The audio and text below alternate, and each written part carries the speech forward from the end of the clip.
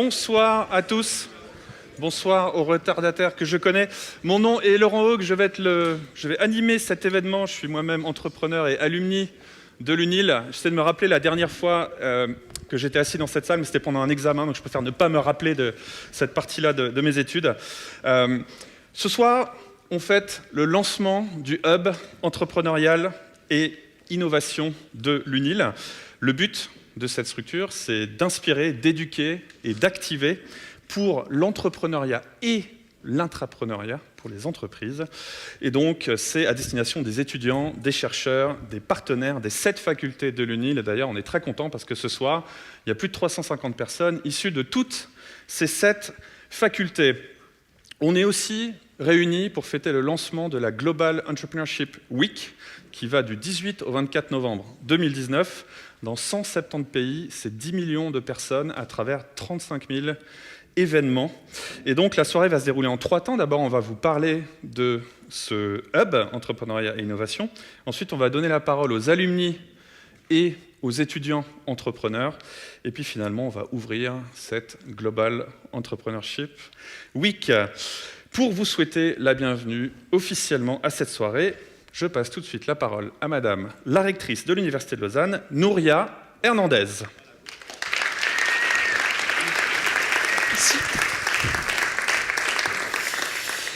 Madame la directrice générale adjointe de la DGES, Mesdames et Messieurs les représentants et représentantes de l'administration cantonale vaudoise, Madame la représentante d'Innovo, Messieurs les directeurs du Biopôle et du Parc de l'innovation de l'EPFL, Monsieur le représentant de la Chambre vaudoise du commerce et de l'industrie, Mesdames et Messieurs les représentantes et représentants d'entreprises, d'écoles ou d'associations de soutien à l'entrepreneuriat, Madame la vice-rectrice et Messieurs les vice-recteurs, Monsieur le directeur académique du Hub, Entrepreneuriat et Innovation, Madame la directrice du Hub, Mesdames et Messieurs les membres de l'équipe du Hub, de l'Advisory Board du Hub et du Student Advisory Board du Hub, Monsieur le directeur du Bureau de transfert des technologies UNIL EPFL, le PACT, Mesdames et Messieurs la doyenne et les doyens et les professeurs et professeurs de l'Université de Lausanne, et finalement, Mesdames et Messieurs les étudiantes et étudiants de l'Université de Lausanne, premier public de la manifestation de ce soir. Nous marquons ce soir le lancement du Hub Entrepreneuriat et Innovation de l'Université de Lausanne. C'est un immense plaisir.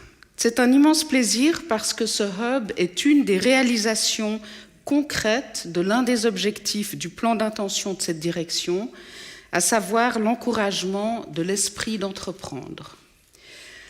Alors vous allez me dire, encouragement de l'esprit d'entreprendre, pourquoi ? Notre motivation principale, là derrière, est en fait celle de préparer les étudiants à la transition du milieu académique au milieu hors académie, où l'immense majorité de nos étudiants effectueront leur parcours professionnel. Même si on regarde les doctorants, plus de 95% d'entre eux poursuivront leur carrière professionnelle en dehors du milieu académique. Alors on peut se demander en quoi un soutien à l'esprit d'entreprendre favorise-t-il le passage à l'emploi ? Eh bien, il y a ce à quoi on pense en premier, qui est la possibilité de monter sa propre entreprise, sa start-up. Mais pour nous, ce qui nous a semblé encore plus important, c'est en fait la tournure d'esprit qu'ont les gens entrepreneuriaux. C'est l'enthousiasme, le courage et surtout la volonté de tracer son propre chemin. Et c'est ça, la volonté de tracer son propre chemin ou même la réalisation qu'on peut et qu'il faut tracer son propre chemin quand on est étudiant qui sort de l'Université de Lausanne. Et c'est ça, pensons-nous, le message véritablement important pour nos étudiants. Alors la direction s'est aussi intéressée à d'autres enjeux, en particulier la durabilité, qui selon nous ne peut être atteinte que par une approche interdisciplinaire. Donc nous nous intéressons aussi à l'approche interdisciplinaire. Et quelle meilleure façon d'être exposé à l'interdisciplinarité que de réfléchir à la conception et la mise en œuvre d'un projet entrepreneurial. Et quelle meilleure façon de contribuer à la durabilité que de réfléchir à la conception et la mise en œuvre de projets ou de start-up de toutes sortes, amenant des solutions imaginatives pour motiver notre société à une transition vers le durable. Ainsi, nous envisageons ce hub comme un outil polyvalent qui offre de nouvelles possibilités à la communauté universitaire, en fait comme un outil pour nous aider à bâtir l'avenir. Voilà, j'aimerais remercier la Faculté des hautes études commerciales et en particulier son doyen, M. Jean-Philippe Bonardi, qui a toujours soutenu cette initiative. Il faut noter que le directeur académique du Hub, le professeur Jeffrey Petty, fait partie de la faculté des HEC. Cette faculté a été pionnière avec son accélérateur qui existe depuis des années et a eu la générosité de transférer l'accélérateur dans le hub de l'UNIL. La faculté des HEC s'intéresse de par sa nature même à l'entrepreneuriat, avec des professeurs qui réfléchissent par exemple à la mécanique derrière la création de start-up. Et j'aimerais citer en exemple le professeur Yves Pigneur, qui a été le récipiendaire du prix de l'université 2018. Vous l'avez compris, ce projet ne part pas de rien et ne s'inscrit pas dans un vide.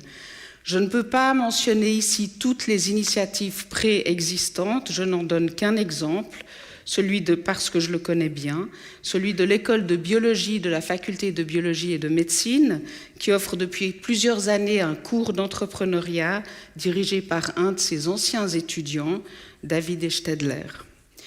Je veux aussi mentionner le rôle clé du Bureau de transfert des technologies, le PACT, qui encourage l'innovation depuis des années et qui aide nos chercheurs et ceux du CHUV à déposer des brevets. Et enfin, il faut relever que le canton de Vaud offre un environnement particulièrement favorable, particulièrement propice à l'entrepreneuriat, d'une part grâce au réseau très dense d'institutions académiques qui l'hébergent et dont nous faisons partie, mais aussi à cause de sa politique affirmée de soutien à l'innovation. Alors le Hub a pour partenaires le Pacte, le Biopôle, l'EPFL Innovation Park, YouChange, qui est sous la houlette du vice-recteur Durabilité et Campus. YouChange est en fait une initiative de la Confédération qui soutient des projets, en particulier des projets d'entrepreneuriat, mais des projets au sens très large d'étudiants en faveur du développement durable. Nous sommes aussi partenaires d'Innovo, Venture Lab, la Fondation pour l'innovation technologique, le FIT et Graines d'entrepreneurs. Voilà, je termine avec un immense merci à ceux qui ont contribué directement à la création du Hub, la vice-rectrice Déborah Philippe, le directeur académique Jeffrey Petty, dont je ne sais pas où il est, mais il est par ici, et la directrice Anne Hedden et son équipe. Et sur ce, je passe maintenant la parole à Madame Anne Hedden qui va vous décrire le Hub.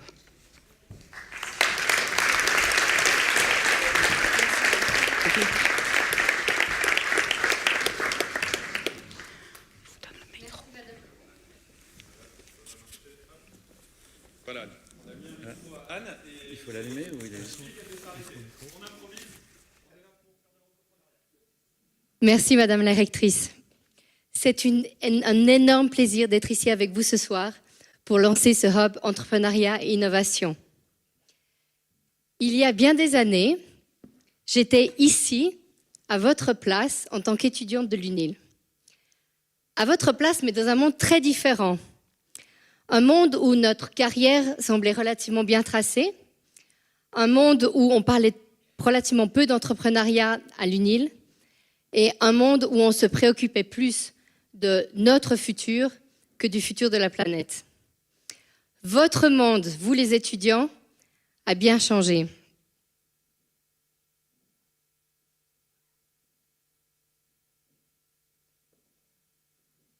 Voilà. La première chose qui a changé, c'est vos aspirations qui ont changé. On a fait une étude ici à l'Université de Lausanne qui montre que 20% d'entre vous déclarent vouloir être indépendants ou entrepreneurs 5 ans après la fin de leurs études. Et ceci, étonnamment, toutes facultés confondues. La deuxième chose qui a changé, c'est le monde du travail a changé. On estime qu'un tiers d'entre vous, étudiants de votre génération, seront indépendants ou entrepreneurs. Et pour ceux qui seront en entreprise, on va vous demander d'être des intrapreneurs, c'est-à-dire de porter cet esprit d'entreprendre au sein de vos sociétés. La dernière chose, c'est que vos consciences ont changé. Au-devant des défis environnementaux et sociétaux que nous avons devant nous, non seulement vous descendez dans les rues, mais surtout vous vous demandez ce que vous pouvez entreprendre pour trouver des solutions. Donc, au-devant de cette nouvelle donne, effectivement, vous l'avez entendu, l'Université de Lausanne lance le Hub. Notre mission, elle est triple. Stimuler l'esprit d'entreprendre, mieux vous équiper pour votre vie professionnelle et vous aider à trouver des solutions innovantes. Mais cet esprit d'entreprendre, quand on parle d'esprit d'entreprendre, de quoi parle-t-on exactement? Comment s'incarne-t-il? Je vous laisse regarder une petite vidéo qui en parle.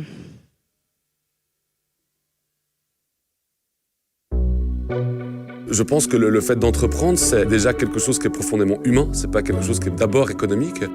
C'est l'envie de fonder, de créer, de mettre en place quelque chose de nouveau. I think an entrepreneurial mindset is something that you should have. What I mean by that, you have to be extremely passionate about what you're doing, and you should be pretty bold and not to be scared and move on and continue doing what you believe in.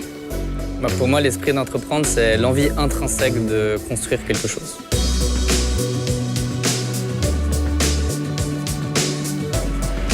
Je m'appelle Marc Atala, je suis enseignant-chercheur à la section de français de la faculté des lettres de l'Université de Lausanne. Mais par ailleurs, je dirige un musée qui s'appelle la Maison d'Ailleurs à Yverdon-les-Bains, qui est un musée dédié à la culture pop contemporaine et à la science-fiction plus largement. Et puis j'ai fondé il y a quelques années un festival qui s'appelle Numeric Games Festival, qui gravite autour de la culture digitale. Je me suis jamais défini comme entrepreneur culturel, mais c'est effectivement quelque chose qui colle assez bien avec mon parcours et les initiatives que j'ai prises les dernières années, c'est-à-dire de pouvoir à la fois savoir quoi faire pour dynamiser une structure déjà existante, telle qu'un musée, puis en même temps de se dire tiens, j'ai une idée qui était l'idée d'un festival autour de la culture numérique, comment est-ce que je pourrais la concrétiser de A à Z quelque part, puisque le festival n'existait pas. Et c'est pour moi l'envie de pouvoir injecter de l'innovation, du contenu, de créer des rencontres entre les gens, de créer de la valeur ajoutée, mais au niveau culturel et symbolique. My name is Olga Dube. I'm the CEO and co-founder of AgriSustain. In AgriSustain, we are developing natural solutions to prevent development of molds.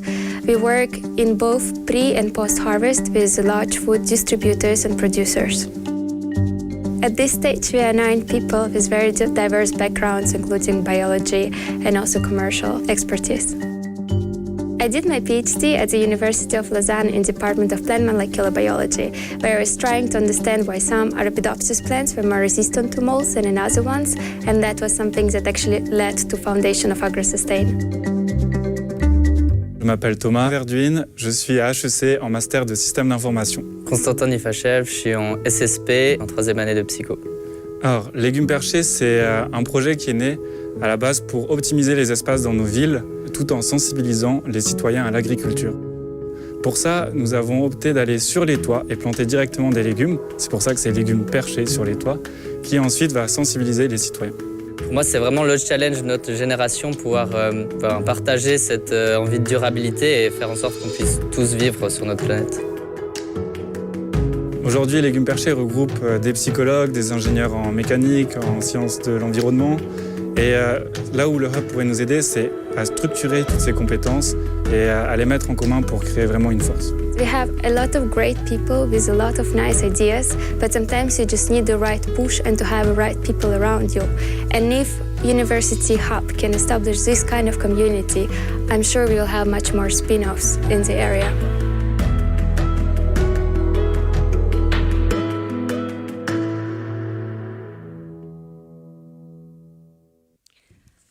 On va retrouver Olga et Légumes Perchés plus tard dans le courant de cette soirée. Mais pour le moment, parlons du Hub. Qu'est-ce que ce Hub va vous apporter? Vous l'avez compris, on essaye de renforcer certaines compétences, renforcer la créativité, la capacité de faire des hypothèses et de les valider, ce qui est particulièrement important dans un monde aussi complexe qu'aujourd'hui. Le travail en équipe, la communication. Mais à mon avis, l'esprit d'entreprendre, c'est d'abord une attitude, un désir d'être un acteur de changement, un esprit collaboratif, la capacité de rebondir, car un projet entrepreneurial ne va jamais tout droit, et le courage, oser entreprendre. On pense que les entrepreneurs n'ont pas peur. Je ne pense pas que ça soit le cas. Je pense que simplement, ce qui les caractérise, c'est qu'ils ont encore plus peur de ne pas essayer. Quelles sont les valeurs qui vont guider notre projet? La première, elle est inclusive. Pas de technologie, peu de technologie, haute technologie, projet à but lucratif ou entrepreneuriat social, là n'est pas la question. La question est quel est l'impact que tu veux avoir, quelle est la problématique que tu veux résoudre. Interdisciplinaire, Madame la rectrice l'a mentionné, on sait que l'innovation arrive à l'intersection des modes de pensée et des compétences. Donc on va vraiment essayer de vous faire travailler en équipe interdisciplinaire et de vous confronter à des compétences qui sont différentes. Pour vous, étudiants, c'est vraiment l'occasion de décloisonner votre cursus universitaire. Contributive, entreprendre en conscience. Vous l'avez vu, on sait qu'en 2019, on ne peut pas parler d'entrepreneuriat sans parler de sens, sans parler de contribution, sans parler d'impact. Tous les orateurs que nous avons invités ici avec nous ce soir, vous le verrez, ont une contribution sociétale ou environnementale forte dans leur projet. Alors le hub, qu'est-ce qui va changer pour vous? Nos activités se construisent autour de 3 piliers, inspirer, éduquer et activer. Laissez-moi vous donner quelques exemples. Inspirer. Le premier exemple, c'est bien sûr la Global Entrepreneurship Week que nous allons ouvrir ensemble ce soir. J'en profite d'ailleurs pour saluer le magnifique travail de collaboration qu'il y a eu entre le Hub et les associations d'étudiants, HEC Espace Entreprise, Oikos et Start, qui ont vraiment bien collaboré pour faire ceci. Je sais qu'ils sont quelque part là-bas. Bravo. On va aussi organiser à partir du mois de février des conférences autour de 2 thématiques qui nous semblent importantes. La première, c'est entreprendre au service de la durabilité. Et la deuxième, c'est l'intrapreneuriat. Donc, être entrepreneur en entreprise. On aura l'immense chance d'accueillir avec nous Guy Bullock, qui est un homme extraordinaire, qui a réussi à être force de changement au sein de son entreprise et à grande échelle. Éduquer, on en a parlé. Aujourd'hui, il y a des cours en entrepreneuriat qui sont existants. On a parlé du cours de biologie, il y en a 6 en HEC. Ces cours, pour la plupart, sont ouverts à toutes les autres facultés. Donc, étudiants des autres facultés, si ça vous intéresse, renseignez-vous. Notre intention est aussi d'ouvrir un nouveau cours l'année académique prochaine qui soit totalement interdisciplinaire sur des thématiques qui vous intéressent tous. Et puis, sur le pilier éducation, on va aussi organiser des ateliers qui sont sur des compétences, ces fameuses compétences dont on a parlé. Le premier, ça sera valider son idée sur le terrain, chose bien difficile. Et enfin, activer. You Create. You Create, c'est la plateforme d'activation du Hub. C'est-à-dire que les programmes, c'est le nom des programmes que nous allons mettre en place pour vous permettre de développer et de réaliser vos idées entrepreneuriales. Il y a 3 différents besoins, 3 différents programmes. Le premier, c'est on se rend compte que vous avez des questions sur votre idée ou sur l'entrepreneuriat en général. Donc, si c'est le cas, venez nous voir, on pourra vous coacher en one-to-one. Pour ceux qui sont au début de leur démarche et qui ont une idée, qui veulent tester ou qui veulent valider, on va proposer quelque chose de nouveau qui est cet atelier d'exploration, qui est un workshop très court sur 3 soirées. Et pour ceux, enfin, qui veulent se lancer dans l'aventure entrepreneuriale, qui veulent concrétiser le projet. On en a parlé, l'accélérateur UNIL, qui va passer sous la responsabilité des hubs à partir de janvier 2020. Cet accélérateur vous propose sur un programme de 4 mois complet des coachs, du mentoring, un soutien financier. Donc j'en profite pour vous informer que l'appel à projet est ouvert pour la prochaine cohorte jusqu'au 6 janvier 2020. Toutes ces activités, vous les trouverez à un endroit. On a voulu un petit peu avoir toute cette information en lien avec l'entrepreneuriat à un seul endroit. C'est le site du Hub, unil/hub, qui vous permet de vous renseigner, mais aussi de vous inscrire. Le Hub, c'est aussi un espace physique.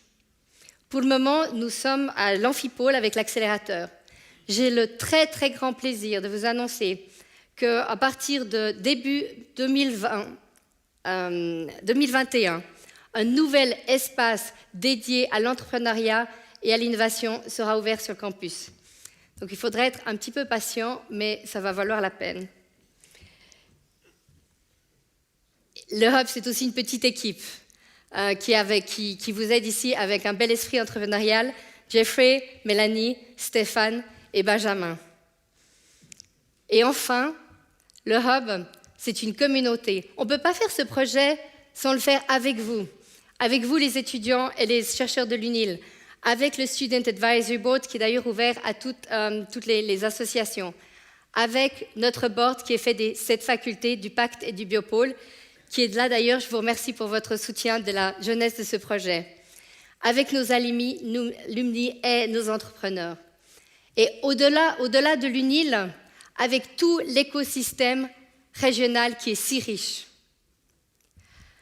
S'il y a une chose que j'aimerais que vous reteniez de ce soir, c'est l'esprit collaboratif qui nous anime. Je pense que notre capacité régionale d'innover va dépendre de notre capacité de rassembler nos forces et de réconcilier vision technologique et humaniste. Collaborer, co-créer pour mieux contribuer. Bienvenue au Hub. Merci.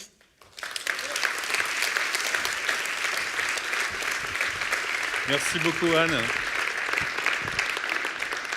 Technologie et humanité. Merci beaucoup, Anne, d'avoir fait preuve d'un esprit entrepreneurial. C'est typique ce qui vient de se passer. Conspiration des technologies pour empêcher les gens de travailler. Manque de ressources, les batteries qui tombent à plat. Improvisation, résilience. C'est les qualités qu'il faut quand on est entrepreneur. La parole est aux alumni de l'Université de Lausanne et aux étudiants entrepreneurs. Je vais d'abord accueillir une intervenante qui va nous parler en anglais. So I'm going to switch to English. She is the founder and CEO of AgroSustain. You just saw her in the video. Please help me welcome Olga Dubé.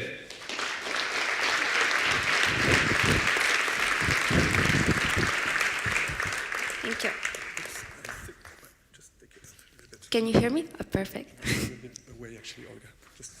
It's the first time people are all going to hear me well, huh?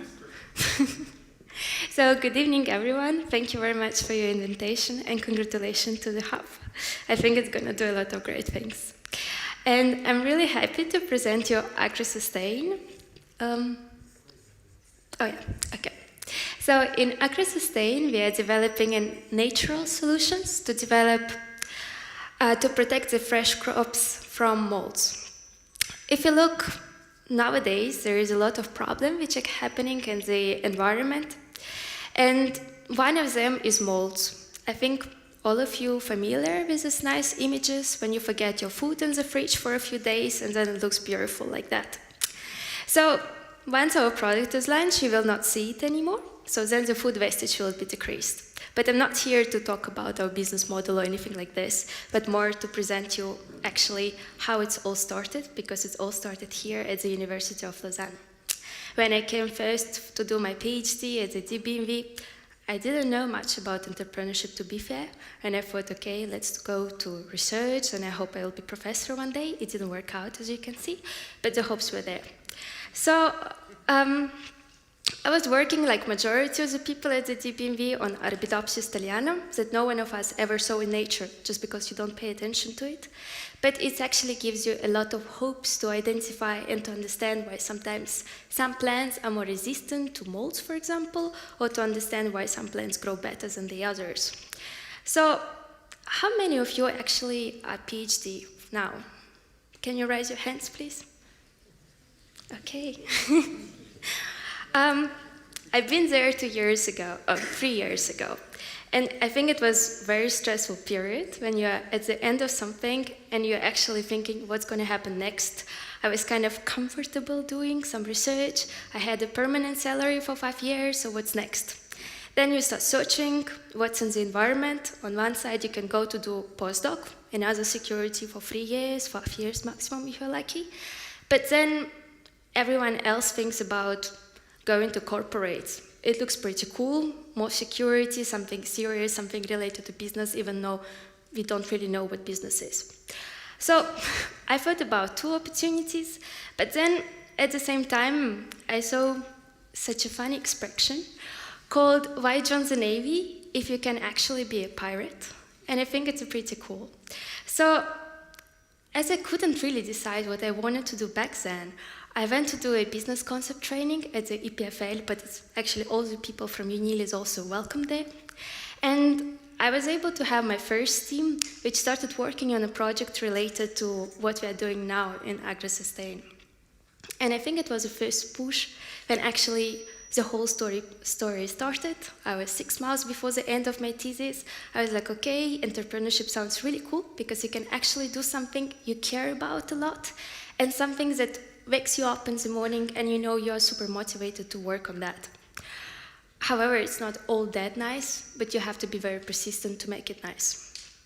So 2 days before the end of my PhD, I was able to discover actually the core structure of AgriSustain, our active ingredients. And then Céline Laforcade was there, and I was able to give her a call and to tell her, hello, you know, I have this molecule, I can do a paper, or shall I go to patent? And she was like, hey, let's meet up. So we meet up, I told her a bit about what I was doing, and then she told me I can apply for the InnoTrack grant, which would provide you support for 100,000 for a year. You can do a proof of concept, and you can actually understand what to do next with your project. Is it valuable or not? And I think it was 2 days before the end of my thesis, and I had 1 day to write a grant. So I did that, and then 1 week before the end of my whole PhD officially, I got the grant, and thanks to you, the whole story started that way. Then the other key thing that I realized, and luckily pretty soon on, it's very important with whom you work on your project, because you need to have someone who can be supportive to you and who can also know how to push your project further. And in this case, I was very lucky with the support of Agroscope. Agroscope is basically like EPFL, but for agriculture. So going there was the best thing possible, and I had a strong support, and we still do, from the group of mycology, who are actually developing a lot of natural solutions. So if one day you decide to do entrepreneurship, think before who can help you, because entrepreneurship is a journey of a team, it's not a journey of your own. And the other thing that's actually where the business came into place was VentureKick. VentureKick is something just basically the next door at the EPFL Innovational Park. It works as an accelerator in 3 stages, and they can provide you a lot of feedback and to help you to understand your business. The name kick is coming because they try to kick you a lot, to push you harder, but I think it's really important if you want to be successful. And thanks to their support, we were actually able to validate our business model, and we had 3 different stages. So we started talking about field applications, and we moved to saving the trees, and then on the last model, that's actually what we do now. We started to work on a post-harvest, how to secure our food for the storage facilities. And the last part, thanks to a lot of support that we had in the environment, we were actually also very lucky to find the right team. As I told you earlier, it's important to have a lot of complementary skills. You cannot be a biologist and to go to talk to clients. Well, you can, but it's a bit harder. So it's nicer if you can have someone to back you up and to teach you on the first steps how to do it, and then you can definitely do it.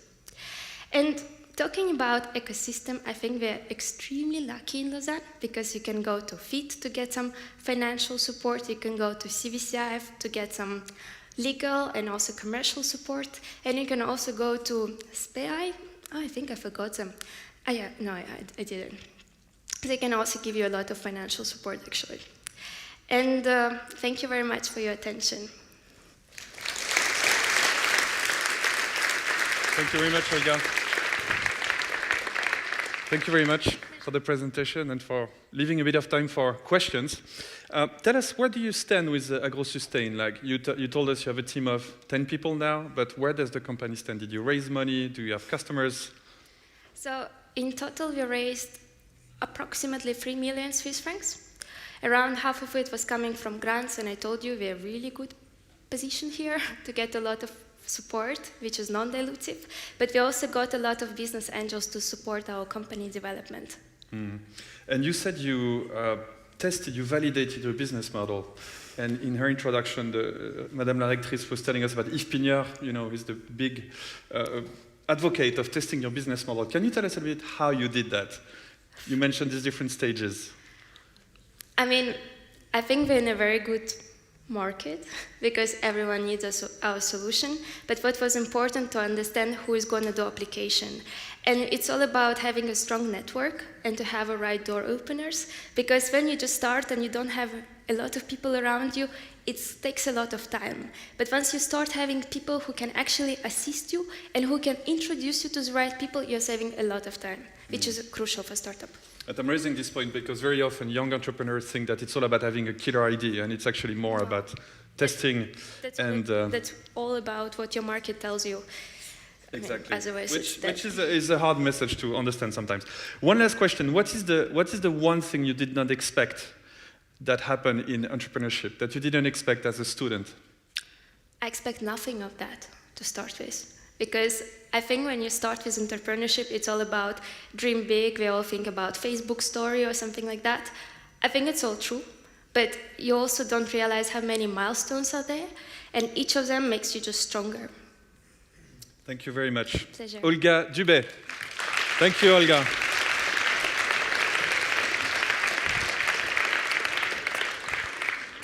Et maintenant, on va continuer en français avec notre prochain intervenant. Il est avocat de formation, mais maintenant il est devenu fondateur de Bory Legal et cofondateur de Lendora dans un domaine très très chaud qui s'appelle la Legal Tech. Je vous demande de l'applaudir, Jonathan Bory.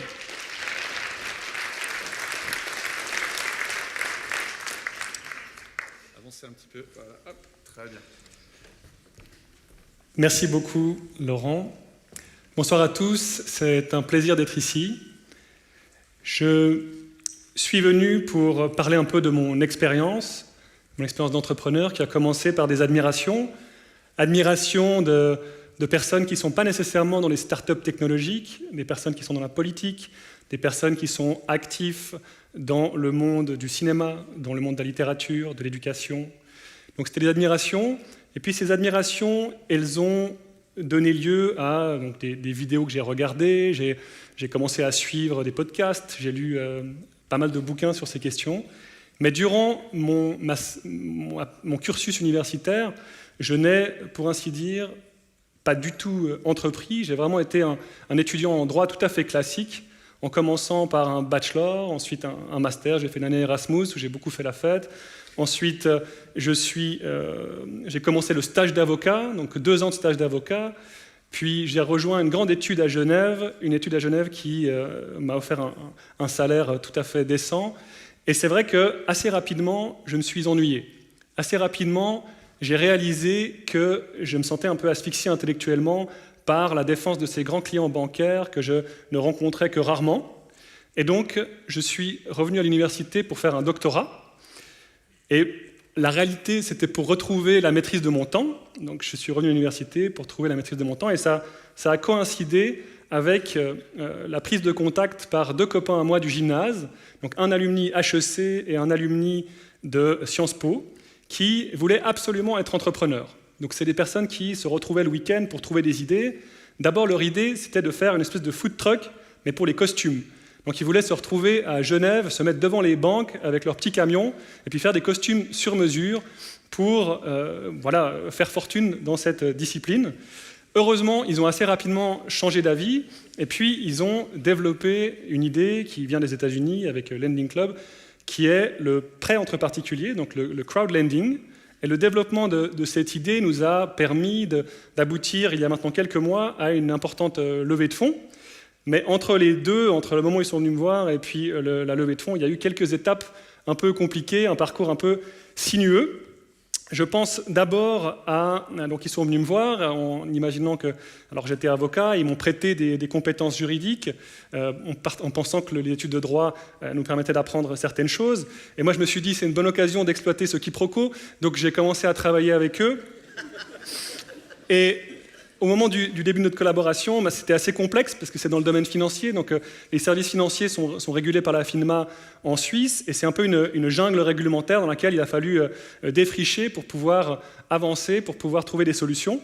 Et puis une fois ces solutions trouvées, on s'est dit ok, on y va, on avance, mais on voulait faire une plateforme technologique de mise en contact d'investisseurs avec des emprunteurs et on n'avait pas du tout de compétences technologiques. Et moi, à cette époque, j'étais aux États-Unis, j'étais à New York pour mon doctorat. Et j'ai un copain qui travaillait chez IBM, un docteur en informatique de l'EPFL, qu'on a embarqué dans l'équipe, qui s'appelle Philippe Souter. Et puis, il a permis de développer la plateforme sécurisée, fiable. On a pu véritablement développer un produit solide. Après, il nous fallait encore créer une société pour pouvoir obtenir les autorisations nécessaires. Et donc là, on n'avait pas non plus de compétences, on n'avait pas tellement de fric non plus. Donc on s'est adressé à un copain qui a les poches plus profondes que nous, et puis il nous a permis de mettre les 100 000 francs de base pour pouvoir créer une société, évidemment contre une partie du capital. Et donc une fois cette base obtenue, on a décidé de se lancer, on était 5 cofondateurs, ce qui est assez nombreux, et puis on s'est lancé sur l'activité de crowdlending. Notre activité a d'abord fait face à des difficultés. On devait obtenir le statut d'intermédiaire financier. Et puis intermédiaire financier, c'est habituellement pour des gestionnaires de fortune classiques. Et nous, avec notre modèle d'affaires novateur, on n'était pas compris. Donc ils ont considéré qu'ils ne voulaient pas de nous. Ensuite, on a été voir plusieurs organismes d'autorégulation, on a discuté avec la FINMA, et petit à petit, avec le support de certains esprits éclairés de la FINMA, et puis on a obtenu cette autorisation avec une petite structure Polyreg qui est à Zurich et qui est à Neuchâtel. Et donc, ce n'était pas la fin des embûches, on a continué, alors qu'on a obtenu ce statut, on a pu ouvrir un compte bancaire. Une fois qu'on avait un compte bancaire, on voulait faire nos premières transactions, donc les premières personnes qui voulaient emprunter pour financer une formation complémentaire se sont adressées à nous, on a trouvé une communauté d'investisseurs qui étaient d'accord de leur prêter, et puis là, la banque a bloqué nos comptes, parce qu'ils ont dit on ne comprend pas ce système financier, donc on ne va pas accepter cette transaction. Puis heureusement, j'ai un de mes voisins qui a un poste important chez Swissquote, donc on a été le voir, et puis on a changé de banque, on a été chez Swissquote, on a fait un partenariat avec eux, puis ils ont finalement accepté qu'on puisse faire ces transactions, et donc les premiers prêts ont pu être faits. Et puis après toutes ces difficultés, on a eu un petit coup de pouce de l'univers quand même, parce que la FINMA s'est dit, c'est quand même une belle opportunité, ces fintech, on en a beaucoup parlé, c'est devenu vraiment très trendy. Et puis il y a eu un assouplissement du cadre légal. Alors à l'époque, on avait 7 jours pour faire transiter les fonds des investisseurs jusqu'aux emprunteurs.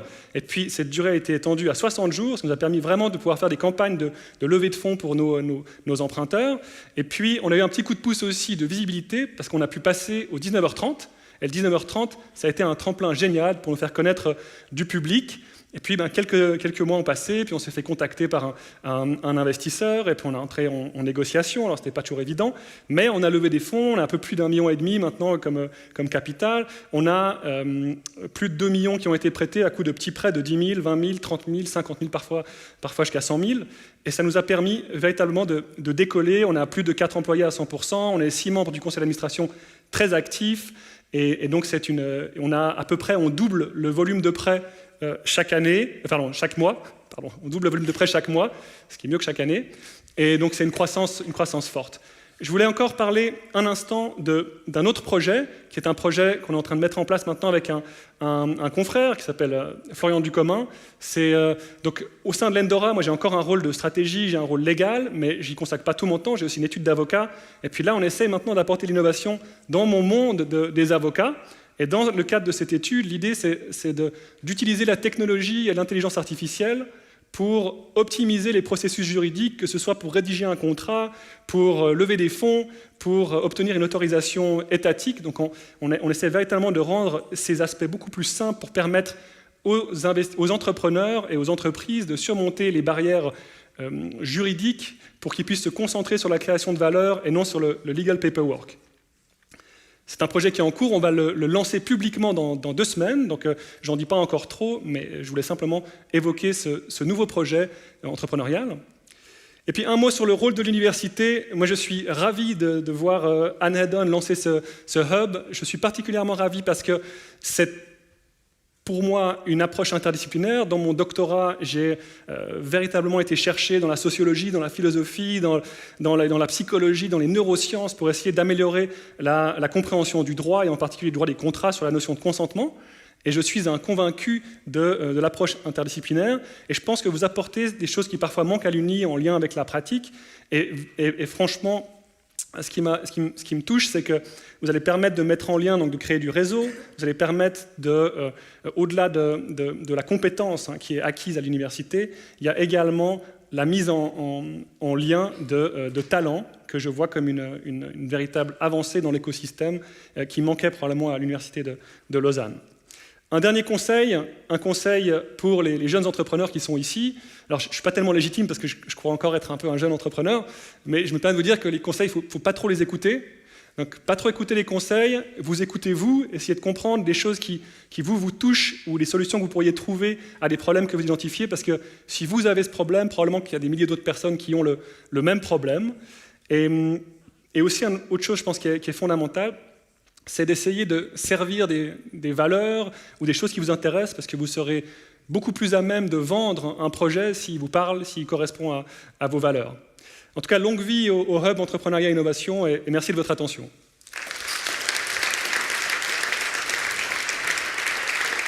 Merci beaucoup. Merci Jonathan. Alors, information contradictoire dans ta présentation. Donc, tu commences, tu dis le week-end on faisait la fête, et après tu dis le week-end on cherchait des idées d'entreprise. On essaie les gens aimeraient savoir comment ça se passe, fête ou chercher des idées de start-up. Alors moi, j'ai étudié à l'université de Fribourg, et puis s'il y a quelques personnes qui ont été à Fribourg, les gens font la fête en semaine. C'est toute la première chose. Donc le lundi, il y avait un lundi popu, où il y avait des bières à 2 francs, et je buvais encore de la bière à l'époque. Maintenant, je suis au champagne. Forcément, 1,5 million levé, rappelez-vous. Merci. C'est une blague. Donc, quand je parlais du travail des week-ends, c'est mes 2 associés, donc je vais les nommer, Simon Pelletier et Denis Borchberg, qui étaient à la base, qui travaillaient, ils voulaient absolument être entrepreneurs et ils cherchaient des idées. Donc, ils phosphoraient le week-end. Moi, je ne faisais pas encore partie de l'équipe à ce moment-là. C'est après coup qu'ils sont venus me retrouver. D'accord. Moi, je pensais que la cardinale, ça a aidé à avoir des idées, mais apparemment pas. Le secret de la réussite, selon Jonathan Bory, donc un voisin banquier, un coloc programmeur, le téléphone de Darius Rochebin, un copain avec les poches profondes.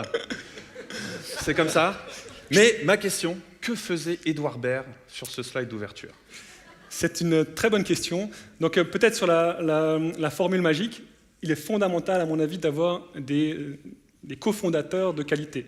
Je pense que c'est très compliqué d'être tout seul et puis de mouliner dans son coin. Donc je pense qu'il faut vraiment essayer d'enrichir l'équipe par des disciplines différentes. Et c'est là où ça rejoint le Hub avec ses 7 facultés.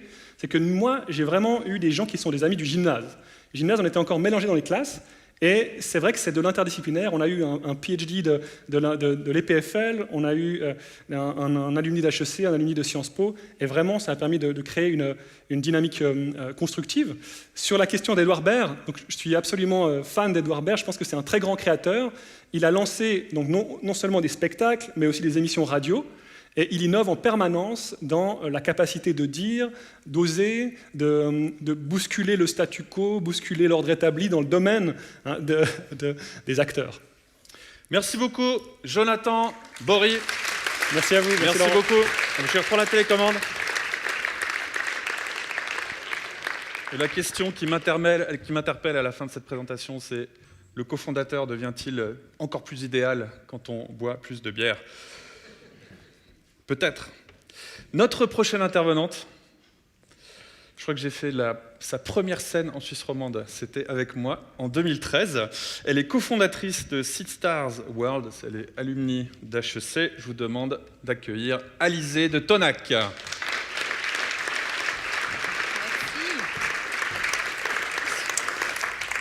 Oui, effectivement, c'était un de nos premiers supporters de l'époque.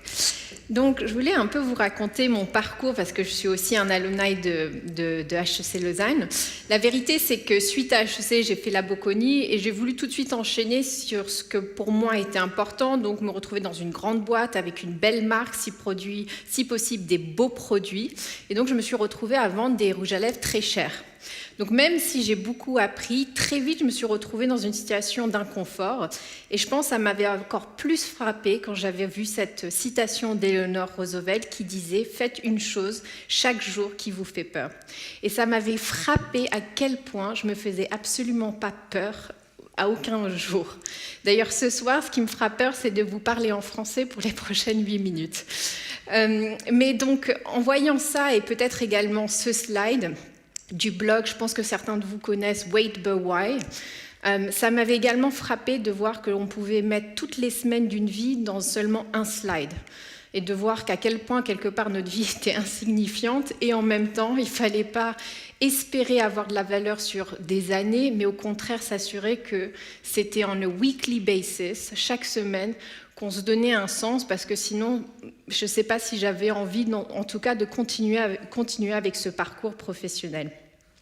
Donc en 2013, j'ai eu la chance de rencontrer mes cofondateurs et je suis partie à l'aventure. J'ai quitté un peu ce postcard perfect Switzerland, donc cette image assez idéale, à une image beaucoup plus chaotique. Et là, c'est les rues de Lagos, la capitale économique du Nigeria, qui est estimée un pays de plus de 200 millions de personnes. Donc ça a été un tour du monde de 20 pays et j'ai eu la chance aussi de vivre au Nigeria pendant 1 an. Donc pour vous expliquer un peu ce qu'on a construit, Seedstars, on a essayé de surfer 3 tendances qui nous ont paru extrêmement intéressantes. Celle de la montée en puissance des pays émergents. Aujourd'hui, ça représente plus de 85% de la population, mais on parle que les jeunes en dessous de 30 ans, plus de 90% résident dans les pays émergents. Donc toute la force de travail se trouve là-bas. Également, il y a aussi la démocratisation de la technologie, donc aussi l'opportunité de vraiment avoir un impact sur la masse. Il faut se rappeler que ça nous a pris plus de 100 ans pour arriver à 1 milliard de consommateurs du téléphone fixe et moins de 10 ans pour 1 milliard de consommateurs pour le smartphone. Et donc, on voit bien évidemment qu'il y a une adoption en masse de nouvelles technologies qui se fait de plus en plus rapidement. Et donc, dans ces marchés-là, on a toutes nos chances d'entreprendre et de pouvoir avoir un impact et disrupter les différentes industries.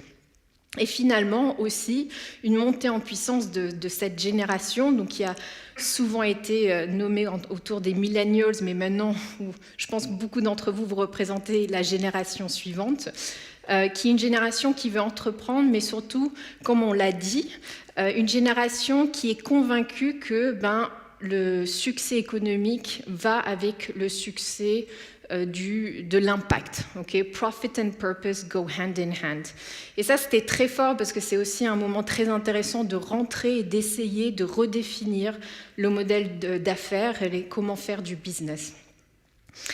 Donc, nous, on a voulu avant tout investir dans ces jeunes sociétés dans les pays émergents. Et très vite, quand on s'est confronté au marché, on a réalisé que si on voulait investir, il y avait 2 options. Soit on attendait pour que l'écosystème il mature et qu'on se retrouve avec des business qui sont plus solides, soit on participait à la construction de l'infrastructure qui permettrait à créer plus de sociétés et de meilleure qualité. Là, c'est frappant juste de voir la différence entre le nombre d'accélérateurs, incubateurs, réseaux d'investisseurs à Londres en comparaison avec ce qu'on peut voir à Dar es Salaam, la capitale de Tanzanie, où on a lancé notre dernier campus pour entrepreneurs.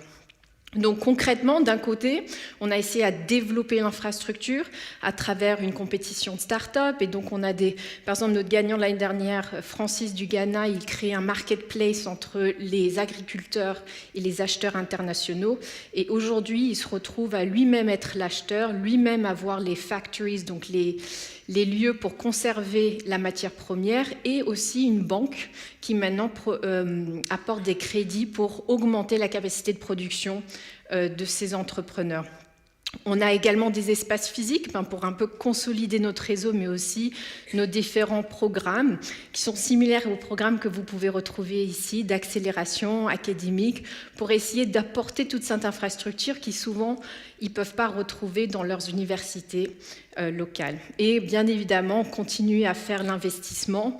On se retrouve en Europe, au-dessus un peu du portefeuille du impact investing, mais la vérité c'est qu'on se retrouve à investir dans ces marchés-là par défaut. C'est vrai qu'on se retrouve à résoudre des gros challenges au niveau de la santé, l'agriculture, l'éducation ou encore les paiements. Donc on a maintenant un portefeuille de 40aine d'investissements, les derniers qui ont été faits en Bolivie, en Birmanie et au Nigeria, et on espère continuer à augmenter ce nombre d'investissements. En pensant un peu à quand j'étais à l'université, est-ce que j'aurais aimé, je dis comprendre, pas que j'aurais aimé espérer qu'on me dise, parce que je pense que beaucoup de gens l'ont dit, mais je n'ai juste pas écouté, c'était sortir de sa zone de confort dans le sens où c'est vrai que toutes mes meilleures décisions et expériences ont été aussi à ce moment où j'avais quand même vachement envie d'en vomir ou d'être mal à l'aise tellement ça me mettait hors de mon confort. Mais toutes mes expériences m'ont vraiment montré que moins je planifiais, plus proche je me retrouvais de la réalité et plus proche je me retrouvais à des expériences assez magiques ou en tout cas des expériences qu'aujourd'hui j'aime partager parce que je trouve qu'elles me définissent. Une autre et en même temps, ce sont également devenues les valeurs de notre boîte quand on recrute les gens. Donc une autre valeur, c'est aussi Independently Together. Je pense que maintenant, on est 200 collaborateurs au sein de Seedstars et on voyait que chaque année, quand on grandissait, on perdait aussi l'autonomie, qui était quelque chose qui nous identifiait plus du tout, mais aussi on avait de plus en plus de mal de retenir et d'attirer les meilleurs talents, parce que vous êtes une génération qui a besoin d'autonomie et qui a besoin d'entreprendre, et si ce n'est pas entreprendre avec votre propre boîte, vous voulez entreprendre au sein d'une mission et d'une organisation. Et donc on s'est retrouvés vraiment à apprendre de Netflix, de Spotify, de ces nouvelles structures qui essayent de vraiment créer un flat management et une décentralisation des équipes pour que nous, on représente avant tout une plateforme d'entrepreneurs, donc une plateforme de micro-entreprises qui se réunissent autour d'une mission, qui s'identifient autour de valeurs et qui, bien évidemment, aussi ont une certaine structure et des objectifs définis ensemble. Et je pense, dans le fondamental dans tout ça, c'est que j'ai tellement appris de mes cofondateurs qui m'expliquaient quand on était en train de construire notre équipe de base, la meilleure chance qu'on a de réussir, c'est si on se choisit en fonction de nos valeurs et pas en fonction de nos compétences. Et je pense que ça fait toute la différence. Et aujourd'hui, 8 ans plus tard, on est les mêmes cofondateurs et on a un peu signé symboliquement pour encore 8 ans parce qu'on s'est identifié avec nos valeurs, donc on s'est retrouvés dans les moments les plus dingues comme les moments les plus difficiles.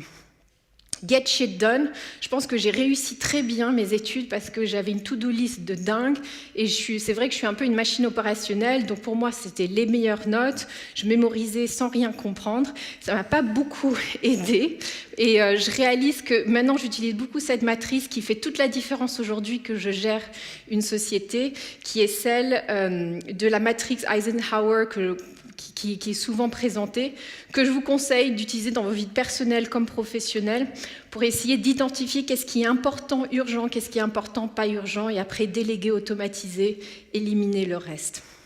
Et bien évidemment, croire au failure, parce que c'est la chose la plus humaine. Pour les femmes, je stéréotype quand je dis les femmes, mais il y a un peu ce syndrome d'imposteur, parce que j'ai vu souvent dans mes talents, les hommes savent se vendre et les femmes, on peut sous-estimer très vite. Et donc, pour ça, moi, j'ai réussi un peu à gérer ce syndrome en m'entourant de personnes que je peux appeler à n'importe quel moment qui vont m'assurer de ne pas perdre des opportunités parce que je me suis convaincue que je n'étais pas la personne juste pour cette position, pour cette opportunité. Et bien évidemment, c'est tellement dur, tout le processus. Ça fait 7 ans, on n'est qu'au début. Donc, il faut trouver des moments pour rire tout le temps. Et je ne sais pas quel va être votre medium to laugh, mais assez rêver de rigoler, sinon ça peut être des moments très difficiles. Et donc, je vais finir avec cette citation qui, pour moi, est la plus belle pour expliquer l'échec au sens large et que je dois dire en anglais parce que je pense qu'elle n'a pas le même impact. Some failure in life is inevitable. It is impossible to live without failing at something unless you live so cautiously that you might as well not have lived at all. In which case, you fail by default. Merci beaucoup.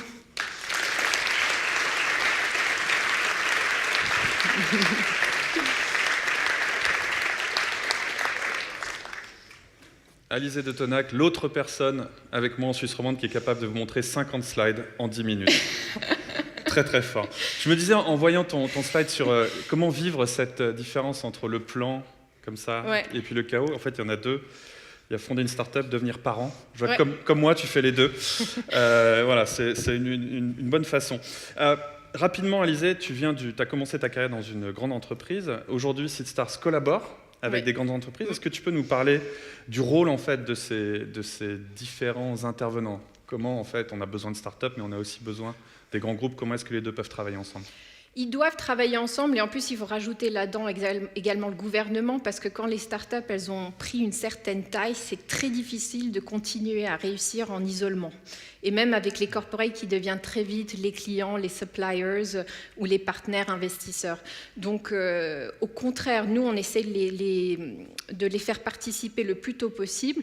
Maintenant, il y a énormément d'éducation à faire sur ce concept toujours de open innovation et aussi de comprendre cette nouvelle culture et cette nouvelle génération de talents. Merci beaucoup. Merci. Alizée de Tonac. Merci Alizée.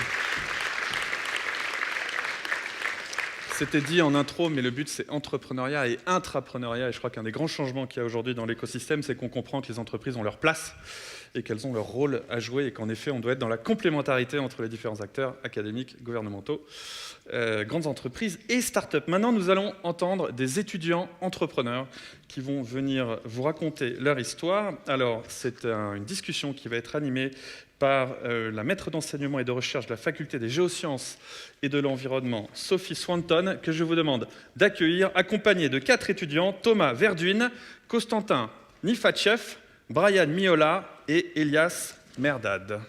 On les applaudit.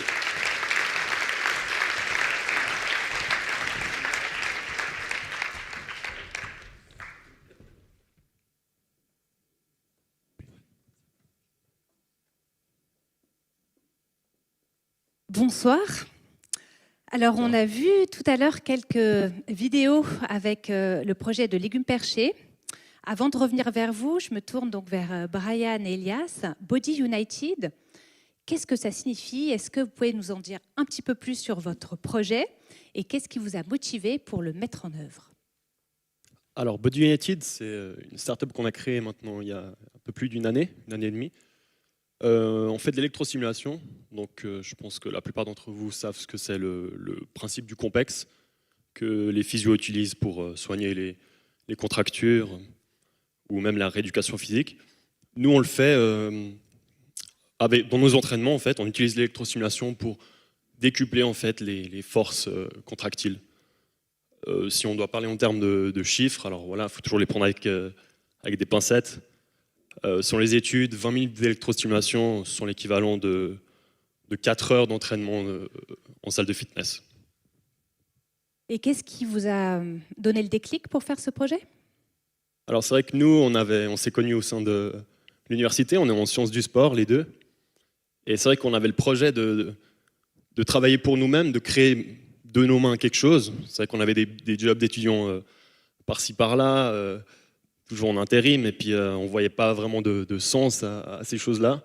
Du coup, un jour, on s'est donné rendez-vous pendant les vacances d'été, à la banane. On a bu un café et on s'est dit, mais pourquoi pas nous se lancer là-dedans? On avait testé la technologie, donc l'électrostimulation auprès d'un coach. Donc c'était au début qu'on s'est un peu arrivé sur le marché dans le canton de Vaud. Et on s'est dit, cette technologie, elle est géniale, mais le coach était nul. Du coup, on s'est dit, mais pourquoi pas faire ça nous-mêmes, rentrer sur le marché en allant chez les gens. Et de fil en aiguille, on a connu du monde. Et puis aujourd'hui, on est au sein d'un centre bien-être. D'accord, merci. Constantin et Thomas, est-ce que vous aussi, c'est autour d'un café? Qu'est-ce qui vous a, à défaut d'une bière, je ne sais rien, mais qu'est-ce qui vous a poussé à participer à cette aventure de légumes perchés? Alors nous, c'était plutôt après avoir fini un rapport qu'on devait rendre justement pour des cours. On était une bande d'amis et on n'en pouvait plus en fait de cette malbouffe. On mangeait des raviolis en conserve après avoir fini. Et on s'est dit, il faut agir, mais on ne savait pas comment. Et on allait à un concours, donc un hackathon. On doit travailler pendant 48 heures. Et on a remporté en fait ce hackathon. À la base, on avait zéro idée de comment agir. Et au final, notre but, c'était de rapprocher une alimentation saine de nous, des citoyens urbains. Et donc, on a gagné ce concours. Et après, on était complètement perdus. On a entendu avant les autres alumni parler des contacts qui sont très utiles. On n'en avait pas. Et on est rentré dans l'HEC Accélérateur pour nous aider à développer le projet après. Donc, vous êtes bien 4 étudiants? Oui. Donc, ce qui veut dire que vous avez vraiment monté votre projet en étant étudiant, avant même la fin de vos études. Donc, pouvez-vous nous en dire plus sur comment vous avez réussi à être étudiant entrepreneur? Comment vous avez mélangé ces deux casquettes? C'est pas facile tous les jours. Honnêtement, moi, j'ai manqué des cours. Il y a des cours où je suis pas allé. Et puis, voilà, désolé. Mais en fait, il faut prioriser par rapport au travail qu'on a envie de faire pour notre projet, le travail qu'on peut faire en liberté académique grâce à nos cours de l'UNIL, et puis ça a bien aidé. C'est vrai que cette aventure, c'est difficile de gérer justement ses cours, les révisions, puis aussi la vie sociale à côté. Mais après, justement, cette aventure d'entrepreneuriat, ça nous permet en fait de développer justement des compétences comme la gestion du temps, l'organisation, et puis ça nous permet justement de faire ce qu'on aime, quoi. Alors, on a entendu parler d'erreurs tout à l'heure, de difficultés, puisque quand on voit la vidéo, ça a l'air facile, il y a un projet, vous répondez à un appel. Quelles sont les erreurs que vous avez pu faire, que vous continuez à faire? Quelles sont les difficultés que vous avez rencontrées? Il y en a bien quand même. Nous, je pense, on en a parlé plusieurs fois, c'était notre plus grande difficulté, c'était déjà de par notre légitimité, aller voir les gens et les convaincre. En tant qu'étudiant, on n'avait pas encore de papier officiel. Du coup, c'est vrai qu'on s'est dit, mais éthiquement, est-ce qu'on peut se permettre de faire ça? Donc on s'est dit, alors on va aller voir les médecins du sport, on va aller voir des physios, on va aller leur parler de notre projet. Et puis voilà, eux qui sont dans le domaine de la santé depuis plusieurs années, est-ce qu'il y a possibilité de faire quelque chose? Et c'est vrai que on a été surpris en bien. Tout le monde nous a dit, mais les gars, vous êtes dynamiques, vous êtes jeunes, vous avez envie, vous voyez ça tous les jours, donc vous êtes en plein dedans. Moi, je pense qu'il faut juste se lancer et puis vos clients vous diront si ça va ou ça va pas. Puis on a eu la chance de convaincre nos clients et puis aujourd'hui, on est très contents. Alors, une erreur peut-être, donc je suis en HEC et une des premières fois où j'ai pitché, j'ai peut-être un peu trop vendu le projet et à la fin des investisseurs ou des clients sont venus nous voir pour voir comment ça fonctionne et ça c'était seulement au tout début. Je me suis rendu compte que j'avais aucune compétence peut-être en ingénierie de sciences de la vie ou en agronomie et c'est là où en fait de cette erreur j'ai appris et j'ai dû m'entourer de personnes comme ici Constantin qui est diététicien avec son premier bachelor qui ont les compétences que je n'ai pas. Et après, j'ai aussi rencontré du coup des difficultés, c'est-à-dire aujourd'hui, dans Légumes Perchés, on a environ 12 disciplines, donc des ingénieurs en mécanique, en agronomie, en psychologie, et il faut tous les gérer. Et alors là, je me suis rendu compte que c'est vraiment compliqué pour gérer tous ces emplois de temps, tous ces cours, et même faire une séance photo ensemble, c'était un gros challenge. Alors, interdisciplinarité, c'est un terme qui vous parle. Est-ce que pour vous, ça a été une stratégie de résilience, précisément?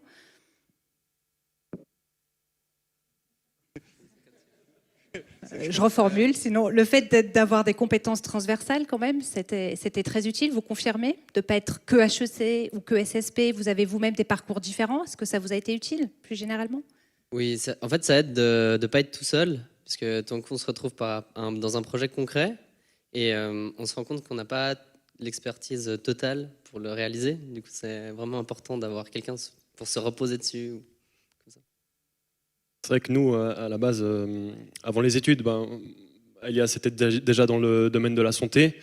Moi, j'avais fait une formation en banque. Donc, c'est vrai que pour le début, je dirais cette pluridisciplinarité, elle nous a quand même aidé. Pour, par exemple, moi, faire le business plan. Lui, pour comment se comporter en clientèle quand on a de la rééducation physique avec des gens qui ont eu des blessures comme ça. Mais je dirais que ça, c'est vraiment que le 5% de tout ce qu'on fait, en fait. On avait quand même des compétences à la base, mais tout ce qu'on a développé, c'est vraiment énorme comparé aux compétences qu'on avait à la base. Donc, c'est vrai qu'on a appris tous les jours. Et puis aujourd'hui, même si on n'avait pas eu de compétences dans le domaine bancaire ou bien dans la santé au début, on se serait quand même lancé parce que on a considéré vraiment dans notre projet qu'on partait vraiment de zéro. Et donc je pense qu'on n'a pas besoin de compétences particulières, vu que tous les jours, on en acquiert en fait. Alors justement, pardon. J'ai peut-être juste une chose à rajouter par rapport aux compétences, où c'est vraiment important. Quand j'ai commencé le projet, je pensais que j'allais être sur tous les toits de Lausanne et la Suisse avec les potagers au bout de 3 mois. Et là, il y a notre coach donc de l'accélérateur, Nadine Reichenthal, qui me dit « ça va pas marcher comme ça, on va faire 2-3 appels ». Et là, on a contacté vraiment des personnes qui m'ont ri au nez en disant « mais attention mon coco, tu connais rien du tout aux portances d'un toit et tout ça ». Et là, ils m'ont mis en contact et après, j'ai appris en fait. Je trouve ça extrêmement intéressant. Il y a énormément d'étudiants qui vous écoutent. Les conseils étant faits, on l'a vu, pour ne pas être suivis. Est-ce que malgré tout, vous auriez un conseil à donner aujourd'hui aux jeunes étudiants entrepreneurs de l'UNI ? Je dirais, si on a une idée, avant de se demander comment on va la faire pour la réaliser, demandez-vous en fait pourquoi vous voulez le faire. Ce n'est pas tous les jours facile de lancer un projet. Et si on sait intrinsèquement pourquoi on veut le faire, on a toujours la force de continuer. Vu qu'on est à l'université, on a toujours cette vision en fait de réussir par réussir. Donc là, le monde justement de l'entrepreneuriat, c'est magnifique parce que même si on échoue, en fait, c'est un apprentissage. Donc, il ne faut pas avoir la peur de l'échec, puis vraiment oser, puis y aller, quoi. Et dernière étape pour vous maintenant, qu'est-ce qu'on peut vous souhaiter ? La fin des études, j'imagine, mais quelle est la prochaine étape ? C'est vrai que depuis le début de notre projet, c'est sûr qu'on avait, c'est notre bébé, c'est sûr qu'on monte quelque chose, on travaille tous les jours dessus, mais c'est vrai qu'avoir quand même notre bachelor, on est à 6 mois du bachelor, donc c'est quand même le plus important. Mais bien sûr, nous, si on arrive à vivre de ça dans le futur, c'est sûr que ça serait l'idéal, quoi. Alors pour moi personnellement, ça sera finir mon mémoire aussi en système d'information. Et en parallèle aussi, la prochaine étape pour Légumes Perchés, c'est on vient tout juste de signer un contrat où nous réalisons donc notre idée de base, c'est-à-dire être sur 3000 m² de toiture à Crissier. On va gérer les habitants et les potagers dans ce quartier. Merci beaucoup, bravo et puis bonne chance pour la suite alors.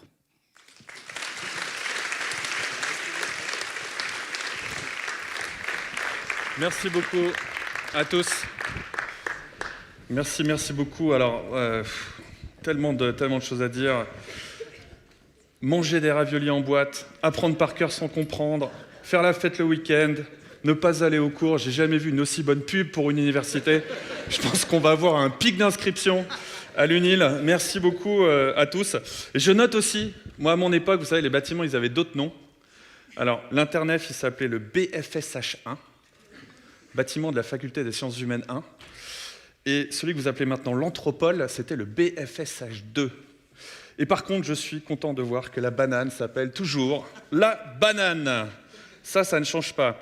Maintenant, nous allons parler de la Global Entrepreneurship Week. Et pour nous présenter cette initiative, je vous demande d'accueillir Hugo Fenoli d'HEC Espace Entreprise. Bienvenue Hugo. Hugo qui a des supporters, mais pas de micro. Alors, si je te donne le micro, il faut que les supporters sortent, par contre. Non, ok, c'est bon, on va faire les deux. Voilà. Merci. Hugo, qu'est-ce que c'est la Global Entrepreneurship Week ? Alors, très bonne question. La Global Entrepreneurship Week, c'est donc un événement qui a lieu en simultané dans plus de 170 pays, comme vous l'avez dit au tout début, qui va toucher plus de 10 millions d'étudiants. Donc voilà, le but c'est vraiment de promouvoir l'entrepreneuriat, de montrer que même si on est un étudiant, on peut entreprendre. Pour celles et ceux d'entre vous qui auraient connu la SDE, la semaine de l'entrepreneuriat, dans les années passées que la HEC Espace Entreprise organisait depuis 2015, en fait on peut dire que la GEW vient remplacer cette SDE pour lui donner une envergure plus internationale et bien sûr cette ouverture interfacultaire beaucoup plus importante qu'auparavant. Alors qui organise cette semaine ? Alors c'est certainement la question la plus importante de ce soir. La HEC Espace Entreprise garde l'organisation générale. On a voulu faire un événement par les étudiants et pour les étudiants. On a aussi donc collaboré avec plusieurs associations, donc deux majeures, que sont Start Lausanne et Oikos Lausanne, que vous connaissez certainement, mais aussi d'autres associations qui vont organiser un événement dans la semaine, notamment Askins, IESEC, Unilive et Fédéron. Bien sûr, tout ce projet n'aurait pas été réalisable sans la formidable aide de la faculté des HEC, représentée ce soir par Madame Déborah Koya et Monsieur Jean-Philippe Bonardi, que je me permets de saluer, mais aussi sans les précieux conseils et avis avisés du hub présent ce soir, que je salue également. Quelles sont les thématiques de cette semaine ? Alors en effet, il y a des thématiques. Dans une optique d'ouverture interfacultaire, on a voulu mettre en avant plusieurs sujets pour que tout le monde trouve sa place dans cette semaine et vraiment montrer qu'il y aura forcément un événement pour vous. On a donc fait la durabilité, la culture et le sport, ainsi que la santé et la nutrition, pour être sûr que parmi les 7 facultés, chaque étudiant trouve un événement qui lui correspond. Comment est-ce qu'on s'inscrit ? C'est très certainement la question la plus importante également. Vous avez ici un QR code qui va vous amener directement sur le site de la HEC Espace Entreprise. Vous allez trouver tout le programme détaillé. Il y a plus de 10 événements. Il y en aura forcément un pour vous. Je vous conseille vraiment d'y aller. Les places sont vraiment limitées. On a déjà pas mal d'inscriptions. Ça commence dès demain. Et surtout, vous avez des stands des associations principales à la sortie de cet événement. Je vous conseille d'aller les voir pour qu'ils vous en disent un peu plus sur ce qu'ils vont faire. Merci. On va de nouveau les entendre. Hugo Fenoli.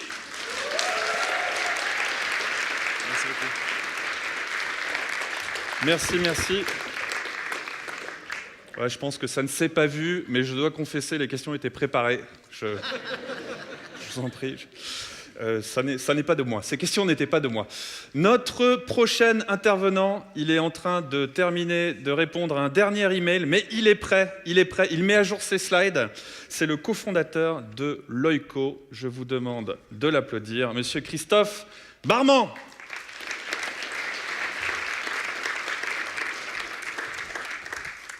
Salut Laurent.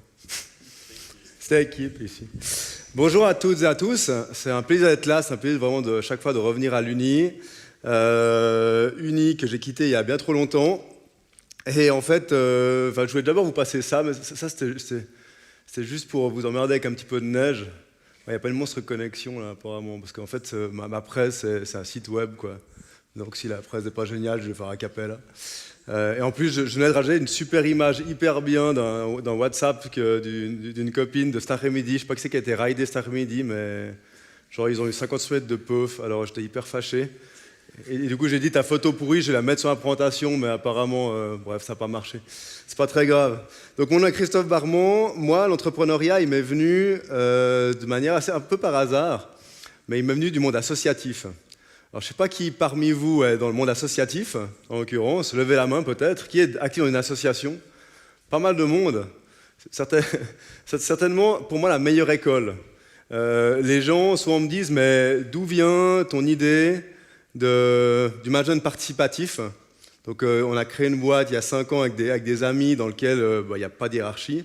Et moi, je dis souvent, ça vient du monde de l'association. Dans mon association, si vous êtes un leader dirigiste, vous vous retrouvez seul comme un con, quoi. Donc, parce que les gens, a priori, ils ne sont pas payés. Donc, s'ils courent après rien du tout, s'il n'y a pas de sens, et puis s'ils ne veulent pas s'identifier et vous ne les inspirez pas, eh bien, vous vous retrouvez tout seul. Et donc, moi, depuis l'âge de 12-13 ans, même avant de débarquer à HEC, eh bien, je me suis impliqué dans l'association. Donc, je suis un boulimique d'association. Aujourd'hui, je suis dans 10 comités d'association. Donc, je suis président de mon club de ski, président du ski Genevois, vice-président du ski romand, président de la loterie romande pour le sport, président de la fédération romande des consommateurs, de plein de trucs, l'ombudsman suisse des banques, et j'en passe. C'est un peu moins associatif, mais on dirait des fois. Et en fait, ce que tout ça m'a appris, en finalité, c'est que, et Alizé l'a dit avant, c'est que d'abord, il faut avoir du plaisir. Et ça, c'est une chose qui me drive depuis le début. Et j'ai donné une petite anecdote, c'est que quand je suis sorti d'HEC, j'ai assez vite eu la chance d'être engagé dans un beau cabinet de consulting qui mettait bien la pression aux gens. Et j'ai fait une mission de réorganisation pour une structure dans le domaine des services. Et j'ai passé beaucoup d'heures pour cette organisation. On a réorganisé la boîte, on a licencié une vingtaine de collaborateurs, puisque c'est ça qu'il faut faire pour faire de la marge. Et puis, à un moment donné, je me suis dit, mais quel est le sens dans ce que je suis en train de faire? Pourquoi est-ce qu'à un moment donné, je vais passer mes jours, mes nuits, à donner du temps pour des actionnaires que je ne connais pas, à me casser la santé, et surtout à générer un impact qui n'est pas forcément super positif, même hyper négatif. Voilà. Et donc, en fait, avec quelques amis, on a décidé, il y a de ça maintenant 6 ans, de créer Loico. Puis Loico, c'est-à-dire Loyalty Company. Donc, c'est la loyauté d'une équipe par rapport à des valeurs fortes, mais c'est également, là, je pense que tu peux à la limite remettre autre chose, parce que vu que ça passe pas, du coup, je le ferai à capella. Ah oui, quand même. C'est juste la première, désolé. Donc c'est bien, je vous passerai ça. Et c'est essentiellement, en fait, le fait de se dire, mais qu'est-ce qu'on veut générer ensemble? Qu'est-ce que vous voulez générer quand vous créez une organisation?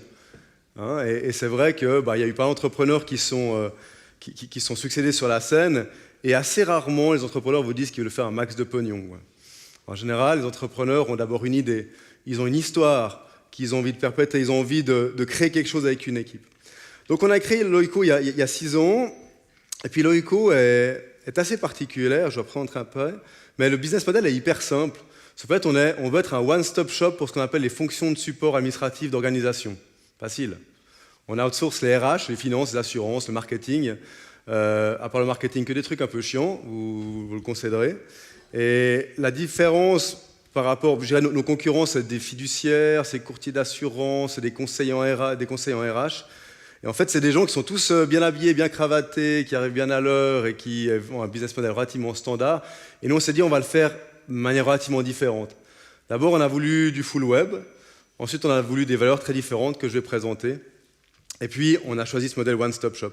Alors, je vous montre juste une petite vidéo. Alors ça, c'est... Ouais, tiens, ça a l'air de marcher. Qui nous montre où on en est après 5 ans. Voilà. Juste quelques chiffres. J'ai un peu peur. Il n'y a pas de son. Bon, c'est pas grave. Vous voyez quelques chiffres. Ah, voilà. Peut-être encore plus de son.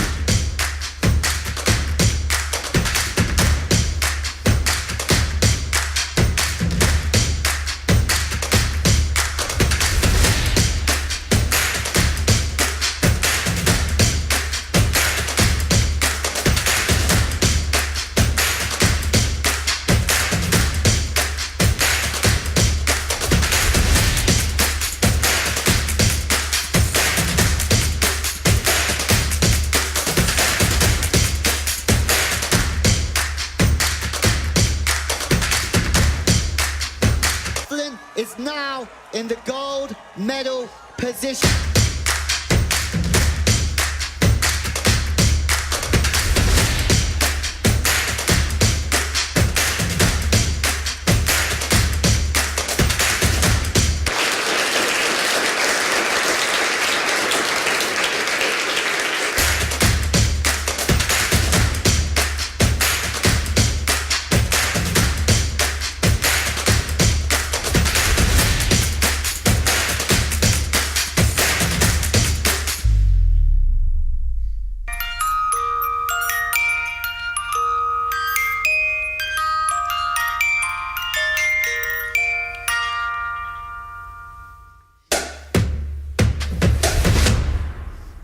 Bon, on outsource le marketing aussi, hein, vous avez vu.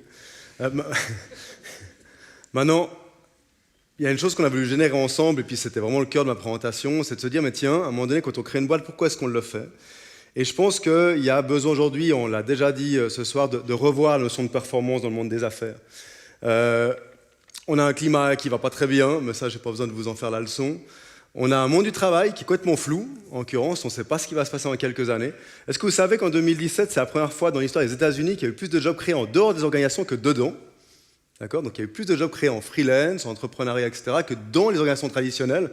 Donc ça veut dire que pour nos organisations qui aimeraient engager des talents, évidemment que c'est un challenge énorme de faire en sorte que les jeunes talents que vous êtes aient envie de venir bosser chez nous. Et ça nécessite, en tout cas selon nous, une nouvelle vision du monde de l'entrepreneuriat. Alors nous, on est B Corp. Qui c'est qui connaît B Corp ici? Ouais, c'est pas si mal par rapport à certaines audiences. Et B Corp, c'est un mouvement international d'entreprises qui se veulent durables, en tout cas qui veulent changer l'impact du business sur le monde. Et puis nous, depuis le départ, on a utilisé B Corp comme modèle de performance. C'est-à-dire que chaque fois qu'on communique à notre conseil d'administration, eh bien, on ne communique pas uniquement les indicateurs financiers, mais on communique sur ces 5 axes. C'est d'accord juste de cliquer sur la petite presse, ce petit carrousel là, que je t'ai mis ici. Non, sur le carrousel lui-même. Ah, bien joué. Non, ça c'est ouais, comme tu veux. J'aurais fait ça différemment. J'aurais cliqué sur le carrousel. Ferme en haut la petite flèche à droite. Voilà, tu cliques dessus. Bestial. Collaborateur, pour nous, ce qui est intéressant, c'est que c'est un axe de performance, collaborateur. C'est-à-dire que les gens ont des plaisirs chez nous, c'est pas du team building, c'est de la performance. Donc il y a plein de choses qu'on a fait. Je vous passe les détails, mais chez nous, on a une liberté qui est totale, donc on n'a pas d'horaire de travail, les gens peuvent bosser 5 jours par semaine à maison s'ils veulent. On a un actionnariat qui est partagé, aujourd'hui on a 30 collaborateurs qui sont actionnaires. On a un modèle complètement basé sur la confiance. Et pour nous, c'est de la performance. Donc on suit les indicateurs sur cette base-là. Et je peux vous dire qu'avoir cette performance-là, ça fait vachement plus plaisir pour les fondateurs, parce qu'on a vraiment l'impression qu'on génère quelque chose de sympa en équipe. Deuxième, clique sur la slide, la collectivité. En fait, pour nous, avoir un impact sur la collectivité favorable, c'est de la performance aussi. Et là, je ne vais pas vous faire la messe de nouveau, mais en l'occurrence, ce qui est intéressant, là, vous voyez l'équipe qui est là, c'est l'équipe qui a créé le film Demain Genève. Qui c'est qui a entendu parler de Demain Genève ici? Voilà, quelques-uns. Hein. Donc c'est le documentaire Demain, mais sur le territoire genevois. En fait, ça, c'est l'équipe marketing de l'OICO qui un jour s'est dit « Ah ben tiens, ils ont vu le film Demain, ils ont adoré. » Puis en fait, ils ont passé des centaines d'heures à faire ce film qui n'a aucun impact sur notre business, sur notre chiffre d'affaires, sur notre rentabilité. Par contre, qui a un impact fort sur la communauté. Pour nous, c'est de la performance. D'accord? Donc, deuxième pilier, la collectivité. Je le laisse cliquer. L'environnement, là aussi, on a plein de mesures d'impact. On a à peu près une quinzaine d'indicateurs environnementaux pour notre impact. Reclique, s'il te plaît. La gouvernance. En tant que tel, la gouvernance, ce qui est intéressant, c'est que dans le modèle B Corp, c'est un axe de performance. Donc avoir la gouvernance la plus inclusive possible, c'est la performance. Et nous, ce qu'on a fait il y a de ça une année et demie, on a mis en place ce qu'on appelait la leucocratie. Hein. C'est un dérivé de holacratie. Et en fait, c'est un modèle dans lequel il n'y a pas de chef du tout. J'imagine que vous avez entendu parler du modèle. Et depuis que c'est en place, en tout cas moi j'ai un plaisir fou en tant qu'ex-CEO de voir comment les choses se font, comment les choses avancent, sans que j'ai l'obligation d'être mis dans plein de décisions qui ne m'intéressent pas et dans lesquelles je ne suis pas performante. Et puis, le dernier axe de performance selon B Corp, c'est évidemment l'axe client, axe plus traditionnel, mais c'est un axe sur lequel aujourd'hui, eh bien, on a beaucoup travaillé, notamment en termes de partage et d'informations, et puis d'informations financières aussi. Tous nos clients connaissent notre marge. L'année passée, il y a 3 clients pour lesquels on a augmenté les coûts, et pour 2, c'est eux qui nous ont demandé en disant « Ah, mais vous ne gagnez pas beaucoup d'argent avec nous, etc. » Donc c'est vrai que c'est vraiment hyper intéressant comment on peut retourner en fait, le modèle lorsqu'on est simplement dans une logique d'ouverture. J'ai dépassé mon temps à cause du problème technique. Excuse-moi Laurent, mais je suis à toi maintenant. Je suis à toi. Vous pouvez l'applaudir.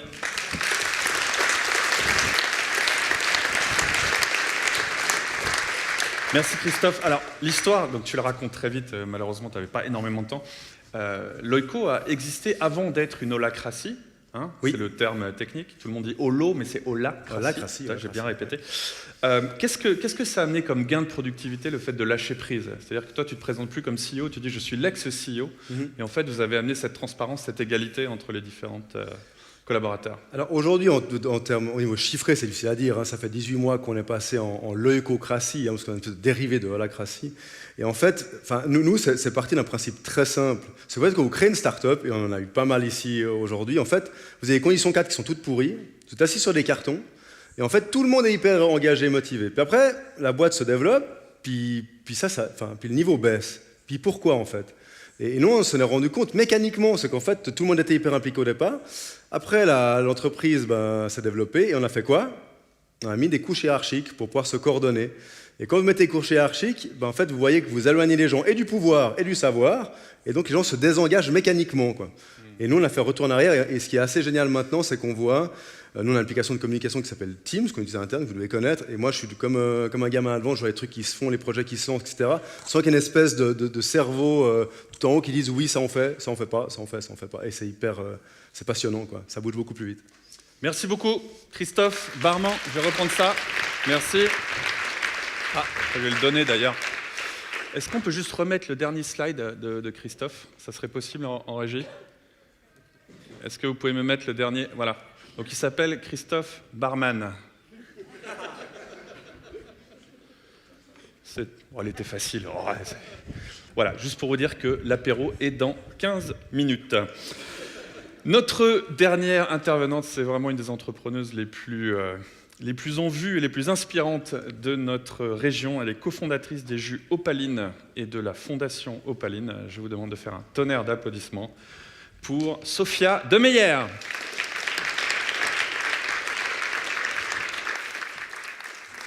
The floor is yours. Merci, merci. 15 minutes avant l'apéro, la pression de la dernière présentation. Je vais essayer d'être à la fois brève, inspirante et dynamique en 8 minutes. Ça va vous paraître un peu bizarre parce que je vais commencer avec une situation, une nouvelle quelque peu triste, qui est celle bien sûr de l'urgence climatique qu'on connaît tous, les manifestations pour le climat, les rapports du GIEC. On en parle depuis des décennies. Aujourd'hui, je crois qu'on peut le dire, cette urgence est à notre porte.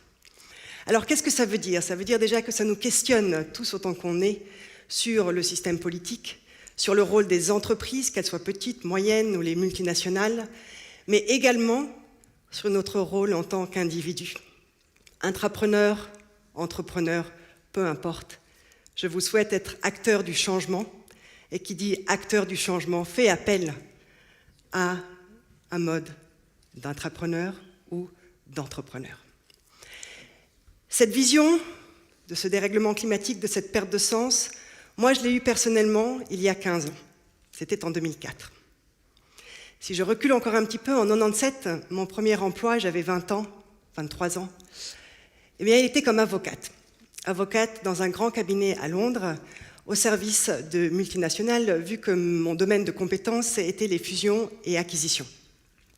Et pendant 7 ans, j'ai œuvré pour cette économie mondialisée où la performance, la compétition, la profitabilité, un certain détriment sur les ressources humaines et naturelles, eh bien, était un peu la méthode. Et j'en ai perdu un peu le sens. J'avais 30 ans, j'ai démissionné. Alors je peux vous dire qu'on a parlé de peur, qu'on a parlé de oser être entrepreneur. Eh bien moi, c'est à ce moment-là où je l'ai vécu. Pourquoi? Parce qu'après 7 ans au service ou dans un grand cabinet d'avocats, eh bien, on est au summum de sa carrière. Notre entourage nous vénère quelque peu parce qu'il y a un certain statut, bien évidemment. Et du jour au lendemain, on démissionne, mais pas pour aller dans une encore plus grande ou un plus grand cabinet d'avocats et gagner encore plus d'argent. Non, pour quitter la City avec une page blanche. Et tout ce que je pouvais leur dire, c'est que je ne savais pas ce que j'allais faire, mais que j'allais essayer de construire un modèle économique dit régénérateur.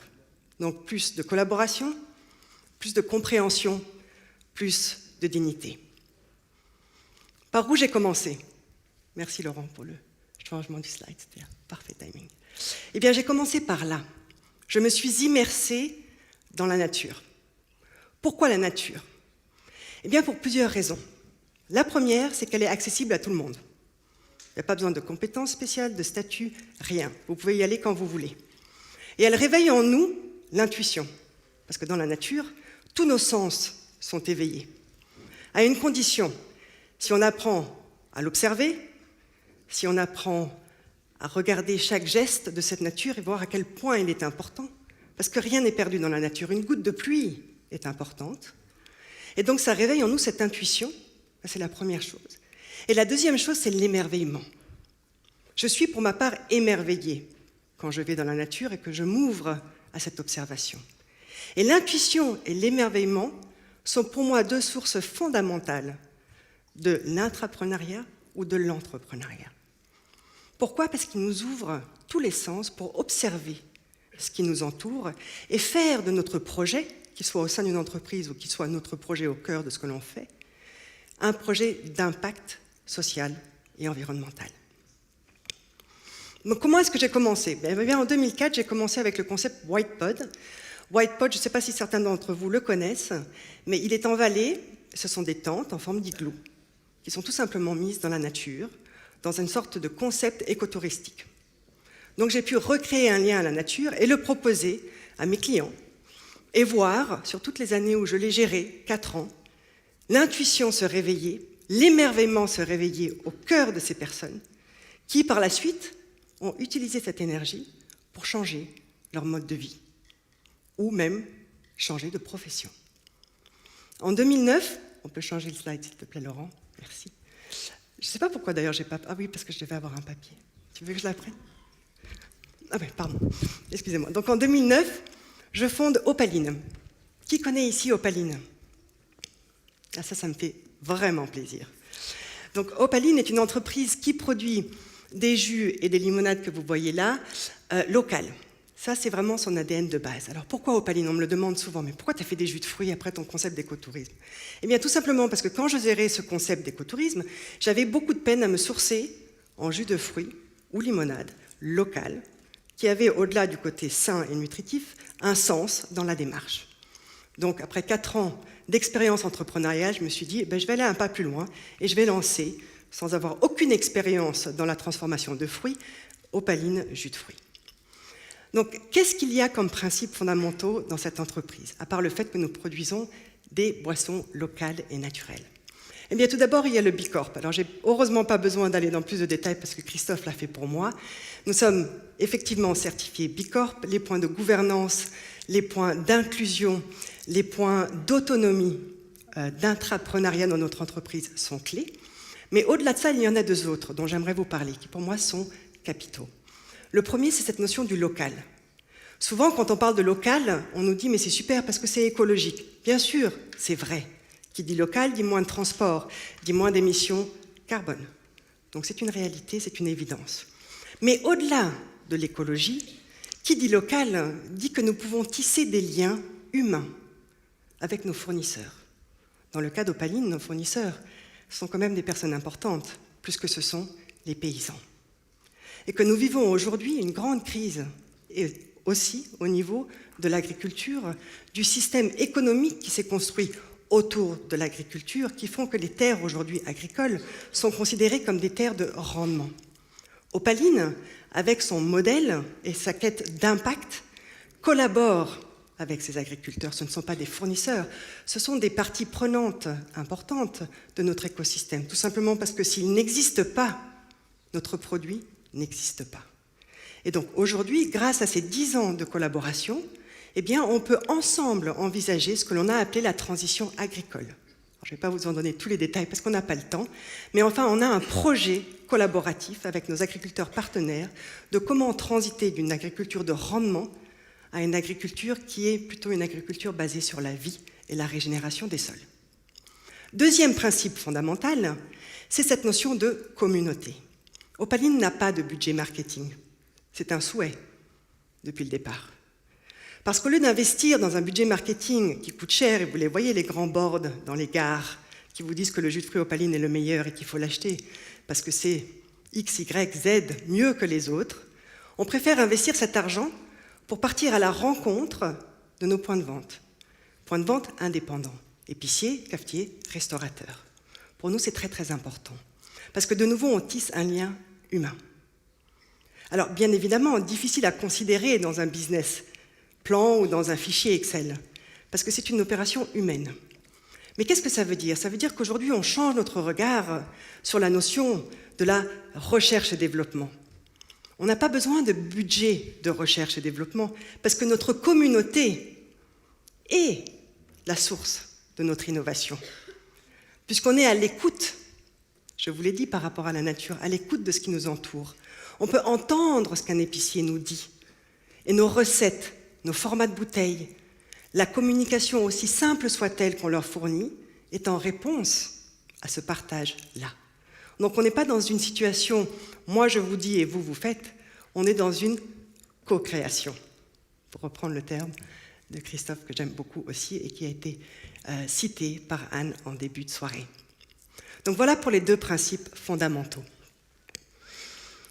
Ensuite, j'aimerais vous dire quelque chose qui pour moi est très important.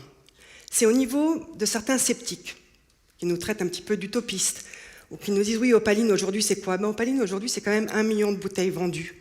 Pour nous, c'est important, parce qu'1 million de bouteilles, c'est en fait 1 million de gestes qui ont été faits pour notre vision. C'est 1 million de personnes qui contribuent par l'achat de notre produit à cette vision d'un nouveau monde économique. Mais souvent, ils nous disent, oui, mais 1 million, c'est pas grand-chose. L'autre jour, j'ai appris qu'en une journée, ce que l'on vend chez Opaline, en jus de fruits et limonade, c'est ce que vend Coca-Cola en 1 heure. Donc effectivement, on reste très petit. Mais ce que j'aimerais vous dire ici, c'est que le geste a son importance, aussi petit soit-il. Parce qu'aujourd'hui, qu'est-ce que l'on voit? C'est qu'Opaline, dans sa vision locale, inspire des entreprises comme Danone, qui vient voir ce que j'écris sur le blog du Temps, qui se questionne sur ma manière de réfléchir pour en intégrer quelques principes. On voit aussi qu'Opaline a été présente, invitée, en plénière au Forum des 100, après Nestlé et avant BlackRock. C'était une expérience quelque peu excitante pour nous, on l'a fait et on était là. On voit aussi en haut qu'Opaline a été invité à l'APM. L'APM, un groupement de chefs d'entreprise où j'ai parlé devant plus de 5000 personnes, tous dirigeants d'entreprise, sur ces principes d'une économie régénératrice. Donc tout ça pour vous dire que le geste, aussi simple soit-il, quand il est nourri de sens, eh bien, a une résonance beaucoup plus large que ce que l'on pense. Donc si, dans votre parcours, vous avez un jour ce doute de vous dire « mais finalement, ce que je fais, ça ne va pas assez vite » ou « c'est pas assez » ou « c'est tellement petit dans le monde des géants », moi je vous dis non. Mettez-y du sens, de l'intuition, de la création, et il résonnera votre geste, j'en suis persuadée.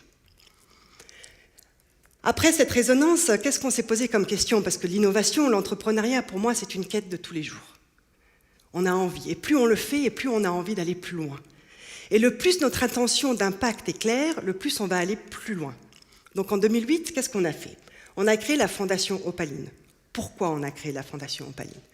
Eh bien parce qu'on a réalisé, au sein de notre écosystème de 2000 points de vente, de notre équipe des agriculteurs, qu'en fait, il fallait pouvoir inciter cet acte de la transition au-delà de l'achat d'un jus ou d'une limonade Opaline. Donc la Fondation est créée, la Fondation collabore avec des agriculteurs pour ensemble, avec des biologistes, avec des ornithologues, avec Ernst Zürcher, que certains d'entre vous connaissent peut-être, qui siège sur notre comité scientifique, de créer des lieux sur des terres agricoles qui puissent être des lieux de vie. Donc on a planté l'année passée 900 pommiers, alors pas alignés en rendement, mais plutôt en haute tige, donc des vrais arbres qui pourront un jour accueillir des oiseaux et toute la biodiversité qui gravite autour d'un vrai arbre fruitier. Donc ça, c'est la première chose. On a ensuite collaboré pour le choix des semis, pour faire que les sols puissent être enrichis, renourris. Et puis, on a installé des nichoirs avec ce même biologiste pour que les oiseaux puissent revenir nicher avant que ces arbres grandissent. Au-delà de cette biodiversité, on crée sur ce lieu, on anime ce lieu d'ateliers didactiques pour les petits, pour les plus grands, pour les écoles de la région, pour les entreprises de la région et pour des gens comme vous et moi qui souhaitent contribuer par un don ou par juste du bénévolat sur ce lieu de vie agricole. Alors c'est très important cette initiative pour nous, parce que finalement ça sort l'idée du rendement, l'image du rendement d'une terre agricole pour en faire un réel lieu de vie, la biodiversité et de partage, l'humain, sur ce lieu de vie pour que tout le monde soit ensemble. Et cette année, on a fait plus de 25 ateliers et on a accueilli déjà plus de 500 personnes sur ce verger qui est à B. Et on est prêt aujourd'hui à pouvoir le dupliquer sur d'autres terres agricoles, dans d'autres cantons, que ce soit Genève, le canton de Vaud, Jura, Fribourg, on nous a aussi appelés. Mais tout ça pour vous dire que c'est le collectif qui se met en route. Et on a beaucoup parlé ce soir de collaboration, de pluridisciplinarité, d'intergénération. Eh bien pour moi, l'avenir de demain, ou l'économie de demain, elle est là. Elle est de développer des initiatives qui permettent à chacun de contribuer à la hauteur de ses moyens, de ses compétences et de ses envies. Et pour conclure, avant de lever le verre à l'apéro, j'ai ici choisi un message d'une personne qui pour moi est terriblement inspirante et influente, qui s'appelle Tatiana Frank, du musée de l'Élysée, que certains d'entre vous connaissent peut-être. Je trouve que ce message est marquant, parce que c'est une personne qui est venue à la fête du verger, donc cet atelier, cette fête que l'on a fait au verger en septembre passé, et qui a pris cette notion de contribuer à un monde meilleur, alors que je n'ai pratiquement rien dit. Elle a pris cette notion parce qu'elle a vécu ce que je viens de vous décrire sur ce verger. Et j'aimerais profiter de son mot de remerciement pour à mon tour remercier, dans cet esprit de collectif, toutes les personnes qui boivent un jus d'opaline ou une limonade opaline, qui la vendent parce qu'ils contribuent aussi à cette vision. J'aimerais remercier les étudiants, je ne sais pas s'ils sont là ce soir, mais qui se sont portés bénévoles et qui sont venus à la fête de la récolte, parce qu'ils voulaient eux aussi contribuer à cette vision du monde. Et j'aimerais aussi remercier les prochains points de vente, qui j'espère seront ici encore plus nombreux à l'université. Parce que c'est ensemble que nous allons grandir, et c'est ensemble que nous allons prouver que l'économie de demain, pour moi, elle sera inclusive, collaborative, éthique et digne des êtres humains que nous sommes. Merci beaucoup.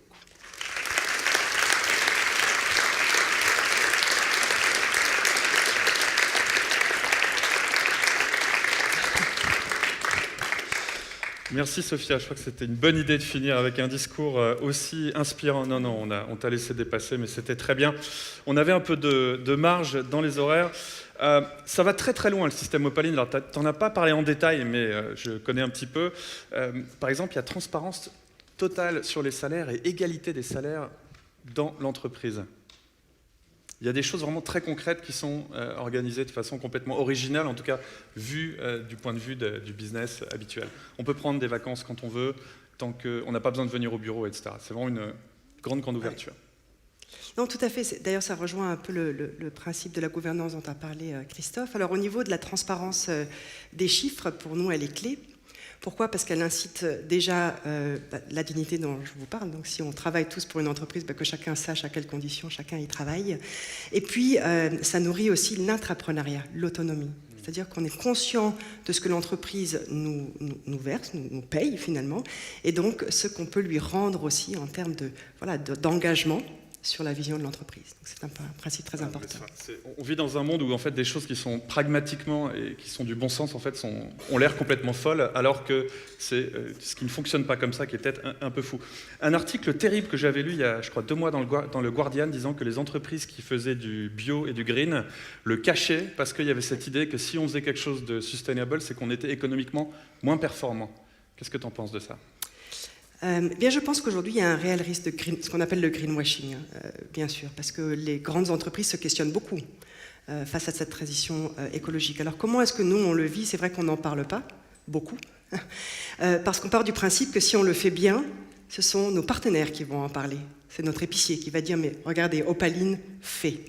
Et que c'est par l'action qu'on contribue à la transition écologique, plus que le mot. Et donc, c'est pas parce qu'on respecte l'environnement qu'on ne peut pas gagner d'argent, par exemple, comme entreprise. Non, je pense que les deux sont compatibles. On ne pourra peut-être pas gagner autant d'argent, mais assez en tous les cas pour nourrir un écosystème qui gravite autour de notre produit et qui nous permet d'exister. Dernière question, souvent dans le monde de l'entrepreneuriat, il y a assez peu de femmes. Alors Opaline, c'est l'exact opposé, c'est que des femmes. Quand est-ce que vous allez engager des hommes dans l'équipe Opaline ? Non, il y a des hommes. Il y a des hommes. Ouais. Non, il y en a 3. 4. Il y en a 4. Alors, vivement la parité chez Opaline. Merci beaucoup. Vous pouvez applaudir Sophia de Meyer.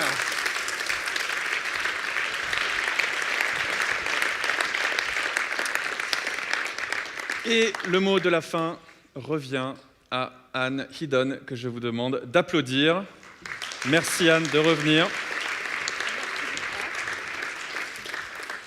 Des remerciements ? Oui, si ce n'est... Ah oui, je crois que ça marche maintenant. Parfait. Oui, alors effectivement, on est 1 minute avant l'apéritif, donc ça va être compliqué, mais c'est des remerciements qui sont importants. D'abord, je voudrais remercier la direction, toute la direction qui nous soutient sur ce projet. Et je voudrais particulièrement remercier la vice-rectrice Déborah Philippe, qui est en charge du projet. C'est vraiment un plaisir de travailler avec toi au quotidien sur ce projet. J'aimerais remercier Unibat et Unicom, qui nous ont vraiment aidés à réaliser cette soirée. J'aimerais bien sûr remercier tous nos orateurs. Je sais que vous avez un agenda qui est très très chargé, mais merci d'avoir vu le sens de notre projet et d'être ici là ce soir et d'avoir pris le temps de le faire. Merci à nos modérateurs, Laurent, Sophie, toujours un plaisir qui nous ont permis de passer cette soirée en toute décontraction. Merci aux organisateurs de la Global Entrepreneurship Week. On se réjouit beaucoup de cette semaine. Et enfin, merci à l'équipe du Hub. C'est une équipe qui est une jeune équipe qui n'est pas là depuis très longtemps et qui a fait un travail extraordinaire ces 2 derniers mois. Merci Mélanie, merci Benjamin, merci Stéphane, merci Jeffrey, merci à tous. Je vous invite à prendre l'apéro. Voilà, il reste une trentaine de secondes pour les équipes du traiteur pour enlever le Coca-Cola avant l'arrivée de Sophia Demeyer et de toute la salle pour l'apéritif. Merci, bonne soirée à tous.